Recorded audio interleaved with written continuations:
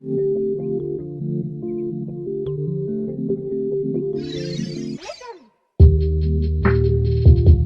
promis sur Instagram, je vais vous faire la vidéo sur les haltères Lidl, donc les haltères enfants. Si vous ne me connaissez pas, je m'appelle Christina et je suis atteinte du trouble dissociatif de l'identité.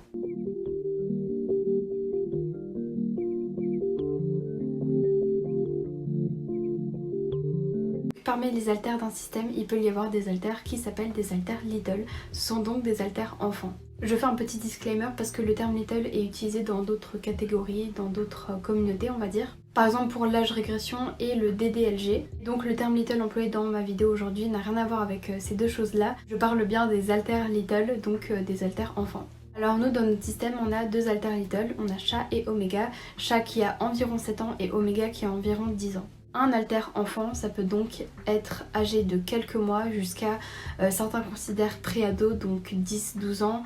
D'autres considèrent que des haltères Lidl sont encore Lidl quand ils sont ados, donc par exemple jusqu'à 15-16 ans. On m'a demandé plusieurs fois comment c'était possible qu'un haltère enfant ait donc un âge plus petit que le corps en lui-même. Et ça c'est possible pour différentes raisons. Déjà les haltères peuvent avoir n'importe quel âge. Et ces âges-là peuvent avoir des significations parfois particulières. Un haltère peut par exemple être bloqué à l'âge où cet haltère-là a été créé. Il peut aussi avoir l'âge où un trauma particulier s'est produit. C'est le cas par exemple pour notre haltère Lidl Chat qui a 7 ans et 7 ans c'est l'âge où on a vécu énormément de choses qui ont contribué au fait d'avoir le TDI tout simplement. L'âge d'un haltère peut aussi être lié au fait d'avoir besoin d'un haltère de cet âge-là. Et cet âge-là peut aussi avoir une signification spéciale pour l'haltère qui a cet âge-là. Donc un âge peut être symbolique et du coup cet haltère-là aura cet âge. Par exemple pour Chat avec l'âge de 7 ans qui est un âge assez important dans le parcours de ma vie tout simplement. Ça peut aussi être parce que cet haltère-là est entré en dormance lorsque le corps était encore très jeune et que cet haltère avait le même âge que le corps. Si par exemple cet haltère est entré en dormance à l'âge de 7 ans et qu'il n'est revenu de son état de dormance genre 10 ans après, et bien cet haltère peut revenir 10 ans après en ayant toujours 7 ans parce qu'il n'a pas eu l'opportunité de grandir. Petit rappel, l'état de dormance c'est un peu un état d'endormissement ou de coma, beaucoup de gens le décrivent comme ça, où un haltère ne va pas être actif dans le système, il ne va pas front, il ne va pas agir ou interagir avec les autres haltères.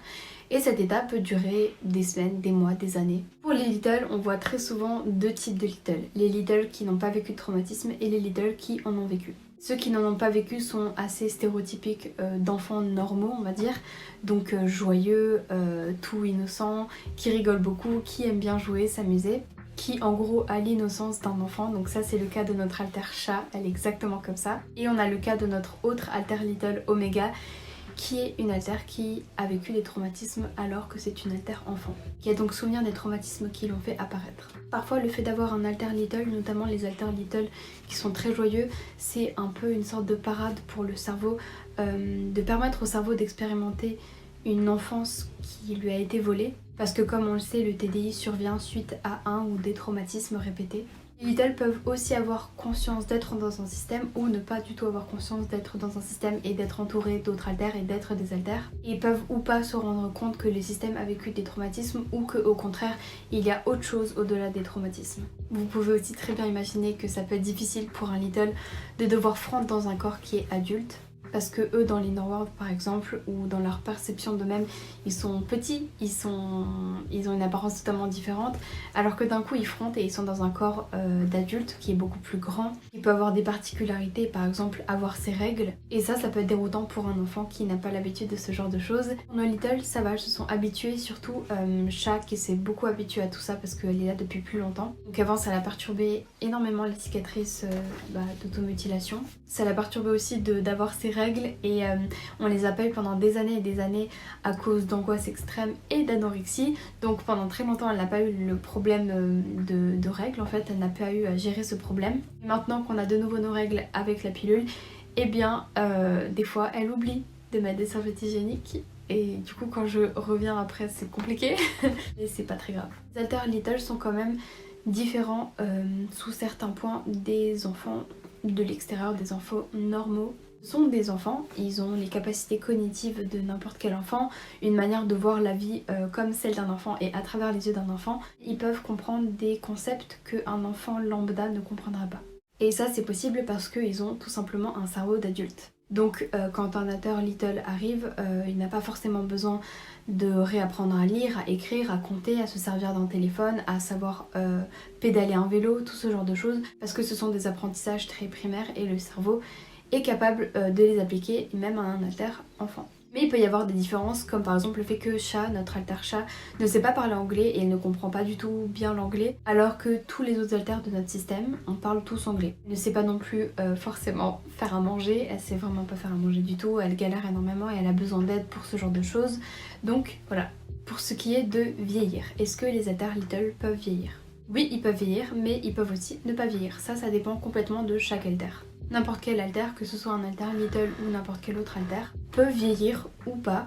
Peut vieillir par exemple à chaque année, à la date de l'anniversaire du corps. Il peut aussi vieillir à une date qui est spéciale pour eux, donc c'est très souvent le cas que des haltères vieillissent leur date d'anniversaire qui est en gros la date de leur création, de leur apparition dans le système. Ils peuvent aussi vieillir à un rythme qui fluctue, qui n'est pas un rythme d'une année par une année, et qui peut du coup varier en fonction de l'avancée des traumatismes, du traitement des traumatismes et ce genre de choses. Selon aussi ce qui se passe dans le système, si par exemple il y a un danger ou ce genre de choses, un haltère peut par exemple prendre 5 ans d'un coup, 10 ans d'un coup, parce que le cerveau, l'individu, la sécurité du système en ont besoin. Que font les Lidl quand ils frontent ou quand ils sont tout seuls ou peu importe vu que ce sont des enfants? Et bien très souvent dans les systèmes il y a des haltères qui sont caregivers, des haltères protecteurs ou peu importe, qui sont en charge de s'occuper des haltères Lidl. C'est pas un rôle officiel, ils sont pas obligés de le faire, mais très souvent ils vont naturellement s'occuper de ces haltères enfants. Donc chez nous on a Misty qui est celle qui s'occupe des enfants de notre système.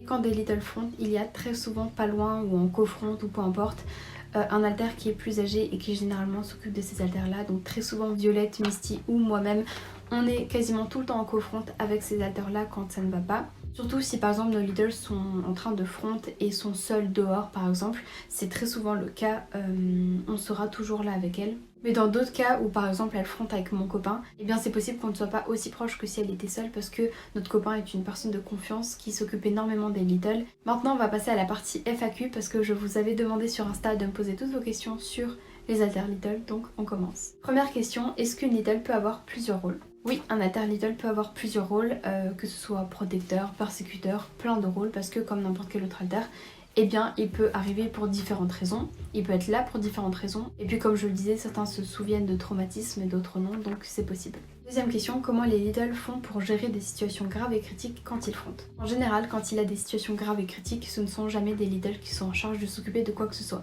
Ce n'est pas eux qui vont front, ce n'est pas eux qui vont être trigger à front. Donc en général, ce n'est pas à eux de s'occuper de ça parce que ce sont des enfants et qui n'ont pas les capacités pour gérer un programme grave et critique aussi bien que n'importe quel autre haltère. Donc en général dans ces situations là c'est Violette qui est notre protectrice principale. Il peut y avoir moi mais j'ai une extrême sensibilité et beaucoup d'angoisse, ce genre de choses, donc en général ce n'est même pas moi qui m'occupe de problèmes comme ça. C'est quasiment tout le temps Ruby ou Violette. Ruby parce qu'elle est une trauma holder et qu'elle est habituée à vivre des situations qui sont douloureuses. Et c'est assez horrible à dire parce que bon, du coup ça la trigger, mais c'est très souvent le cas que ce soit Ruby ou Violette. Troisième question, quand tu customises des doudous, est-ce que ça trigger tes Lidl? C'est une bonne question et vous avez été plein à me la poser en ce moment. Donc si vous ne le savez pas, j'ai une entreprise de doudous, je fabrique des doudous que je vends sur Instagram. N'hésitez pas à aller nous suivre sur notre compte doudou et notre compte normal pour être au courant de quand les collections sortent, etc. Mais non, ça ne les trigger pas. C'était le cas au tout début. Quand j'ai commencé à faire des doudous, Chat avait été trigger front parce que si vous ne le savez pas, un des plus gros triggers de mon haltère Lidl Chat, c'est les doudous. Si on est dans une boutique de doudous, elle va front. Si on a beaucoup de doudous autour de nous, bon, on en a toujours tout le temps autour de nous, donc elle est habituée, mais s'il y a des choses nouvelles par rapport à des doudous, on nous offre un doudou ou ce genre de choses, il peut arriver qu'elles frontent ou qu'en tout cas elles sont en cofronte. Donc ça arrivait au tout début quand je fabriquais mes doudous qu'elles se mettent à front et qu'elles veuillent garder les doudous que je devais vendre. Mais maintenant elle est habituée, c'est vraiment un contexte de travail quand je fais des doudous. Donc c'est pas juste comme si on nous offre un doudou ou qu'on se baladait dans une boutique de doudous. C'est vraiment un contexte sérieux de travail, de concentration, donc non, ça ne trigger pas. Quatrième question, comment expliquer que des Lidl soient plus matures que des enfants lambda? Bien, comme je le disais, tout simplement parce qu'ils ont un cerveau d'adulte. Après ça veut pas dire qu'ils sont forcément plus matures. que des enfants normaux, ils peuvent très bien ne pas l'être et avoir un level de maturité de n'importe quel enfant en fait. Mais c'est possible qu'ils apparaissent plus matures ou ayant plus de connaissances qu'un enfant normal entre grosses guillemets aurait, parce qu'ils ont du coup un cerveau d'adulte qui a appris des choses très primaires comme savoir écrire, parler, ce genre de choses. Cinquième question, comment se sentent les Little en frontant dans un corps d'adulte? Comme je l'ai dit, tout simplement, ça dépend de chaque système, mais pour nous, ça va beaucoup mieux. Sixième question, il se peut que l'entourage soit mal à l'aise vis-à-vis des Little. Pour nous, non. Ils sont pas mal à l'aise du tout, ils sont habitués, ils sont très affectueux avec nos Little, surtout Chat qui est la Little qui fronte le plus souvent et elle fronte beaucoup. Et elle s'entend extrêmement bien avec mon copain, vraiment, ils ont une connexion incroyable. Aussi avec ma meilleure amie, ils ont une super belle connexion. Et même avec la maman de mon copain, donc une fois quand on était partis en vacances, eh bien Chat avait fronte et elle ramassait des cailloux sur la plage et tout. Et mon copain avait averti du coup sa mère que c'était Chat qui avait fronte. Du coup elle est allée la voir, elle a ramassé des cailloux avec elle, elle l'a tenue par la main, elle lui a acheté une glace. Elle lui demandait mais comment tu vas, est-ce que tu veux manger une petite glace? Ou genre elle l'emmenait faire des activités d'enfant en fait. La mère de mon copain est une personne géniale, je l'aime extrêmement fort et c'est une personne qui est très très importante pour moi. Et le fait qu'elle ait été si attentionnée et si bienveillante envers une Little de notre système, c'est une énorme marque de respect pour moi et puis de sûreté. Je sais que de confiance aussi, je peux avoir confiance en elle et voilà.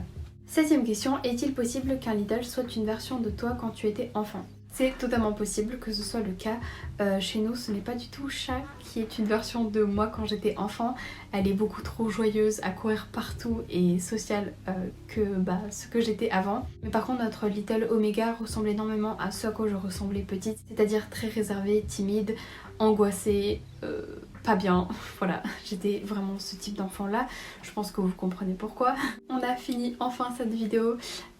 J'espère qu'elle vous aura plu, qu'elle vous aura appris des choses importantes. Si vous voulez nous suivre sur Instagram, n'hésitez pas à le faire, on poste tous des photos là-bas. Si vous voulez aussi nous soutenir financièrement, n'hésitez pas à checker notre Patreon. Il y a même un abonnement spécial doudou à collectionner tous les mois, donc ça c'est trop cool. Et en attendant, je vous fais plein de gros bisous.